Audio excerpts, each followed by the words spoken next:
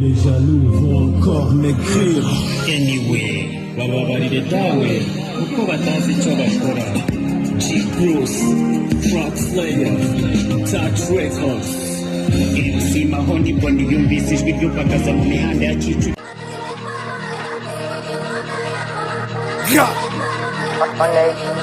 Puta!